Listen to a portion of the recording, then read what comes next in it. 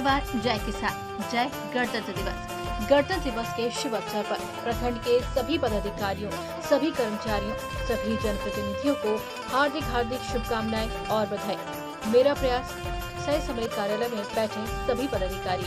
नरेश यादव, उप प्रमुख प्रखंड मजूरिया।